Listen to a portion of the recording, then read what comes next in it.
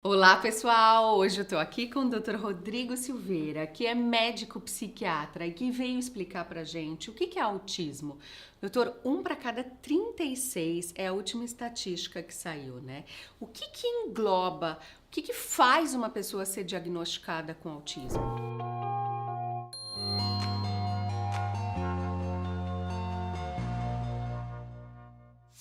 Sim, o autismo de fato está cada vez mais presente na nossa sociedade. E o que é o autismo? O autismo é uma síndrome, é um conjunto de sinais e sintomas que as crianças nascem e que percorre durante toda a trajetória de vida com eles. E esses sinais e sintomas são basicamente construídos em cima de dois pilares. O primeiro deles é a questão da comunicação social, né? Que para os pais é o que mais leva, na verdade, com dúvidas sobre se a criança tem ou não autismo, normalmente associado com um atraso na linguagem, um atraso da fala, mas é toda a questão relacionada à comunicação social e, além da comunicação social, a questão dos comportamentos restritos e estereotipados. Então, essas são os dois pilares com que se sustenta o diagnóstico do autismo. É muito amplo, as crianças são muito heterogêneas, essa é uma característica marcante do autismo, porque às vezes vão ter pessoas que vão dizer assim, mas o meu filho abraça, mas o meu filho olha nos olhos, e às vezes se excluem ou se faz um diagnóstico em cima de um ponto específico. Então o autismo é muito heterogêneo e muito amplo e, portanto, não é tão simples fazer o diagnóstico, sobretudo em crianças pequenas com um nível leve. Aí a gente precisa ter um olhar muito mais treinado e idealmente, esse diagnóstico é feito de uma forma horizontal, ou seja, em mais de uma consulta e feito por mais de uma pessoa, de uma maneira multidisciplinar. Ainda que seja o médico que tenha a responsabilidade técnica perante a justiça, né, de assinar esse laudo, de garantir esse diagnóstico idealmente ele é feito pelo menos por uma psicóloga comportamental, por uma fonoaudióloga e por um médico, né? Que esses diferentes olhares somados vão garantir para o médico a tranquilidade de ele poder dar esse laudo.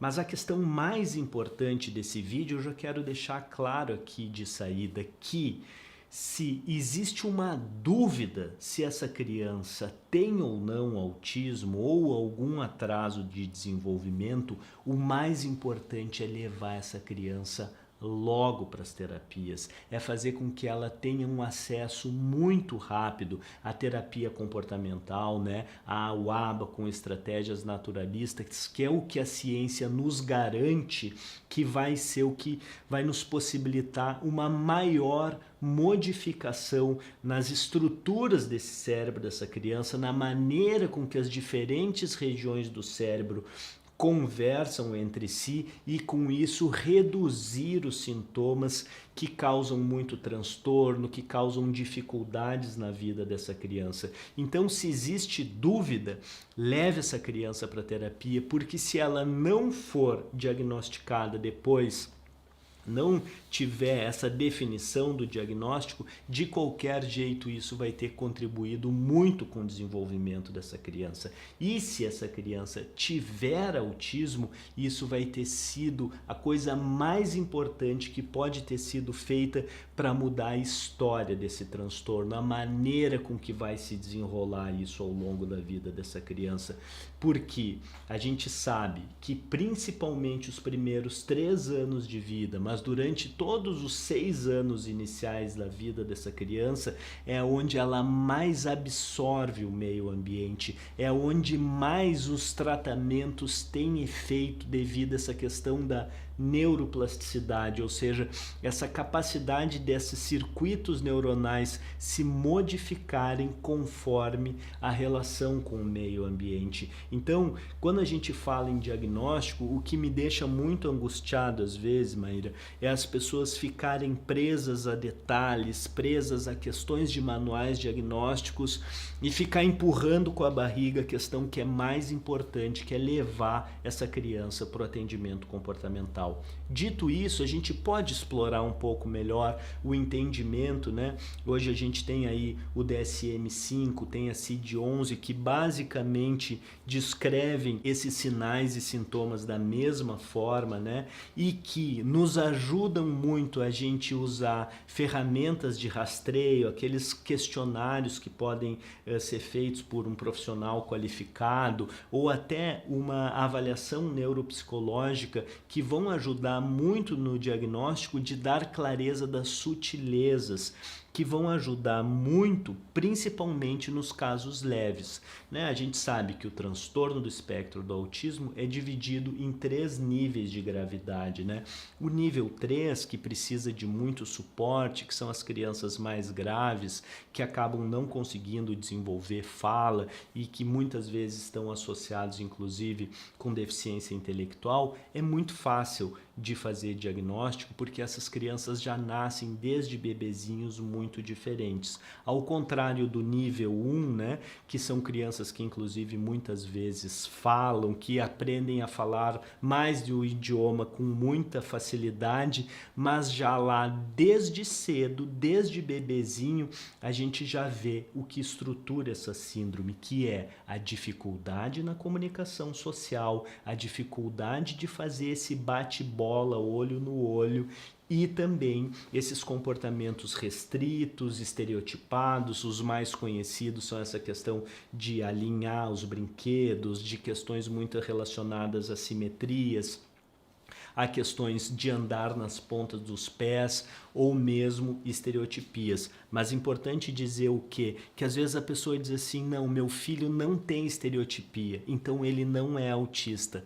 Não é simples assim, e muitas vezes o médico, por exemplo, de uma unidade básica de saúde ou um pediatra não tem a qualificação necessária, e a gente precisa qualificar essas pessoas, inclusive, de fazer esse rastreio, de entender a sutileza do diagnóstico das crianças que são mais leves.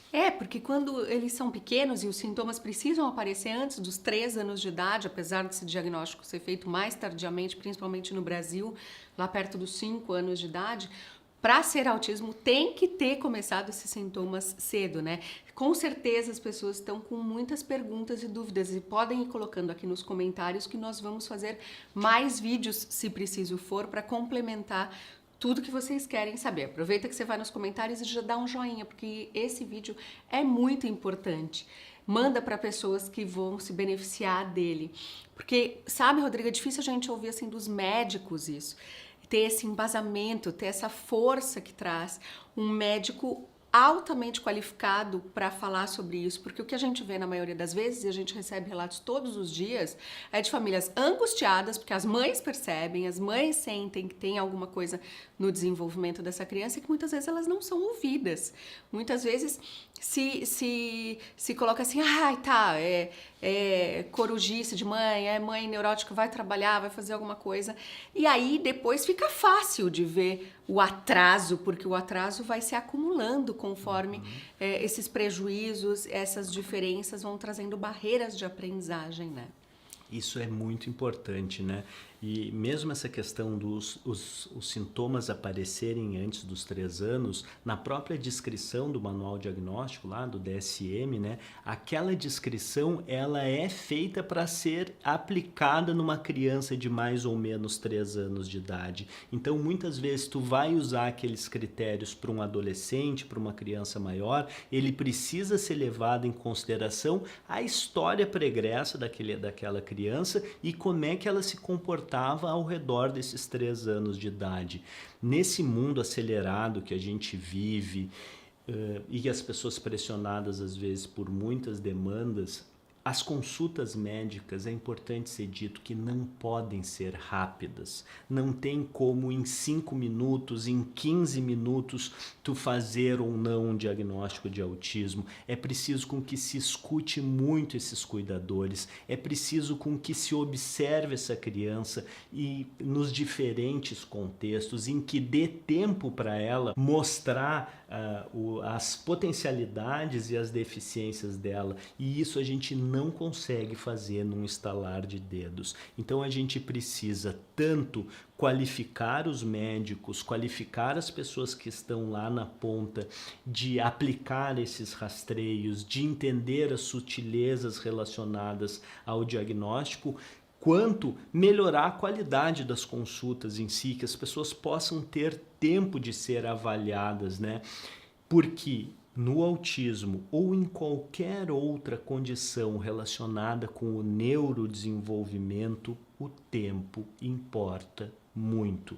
E a angústia toda essa, tu citou isso, que o diagnóstico é feito lá perto dos 5 anos, foi feito um trabalho vendo isso em diferentes países do mundo, incluindo o Brasil. Esse artigo foi publicado acho que em 2017 e ele mostra lá que no Brasil o diagnóstico é feito em média em 4,7 anos, né? Ou seja, com quase 5 anos de idade, que é justamente quando se está encerrando a primeira infância. Então isso talvez seja a coisa que mais angustia a gente no sentido de trazer informação para que as pessoas possam se movimentar da maneira certa o quanto antes, porque quanto mais cedo, maior a chance de a gente modificar essas estruturas cerebrais. Só para reforçar isso e ficar mais claro para as pessoas, né?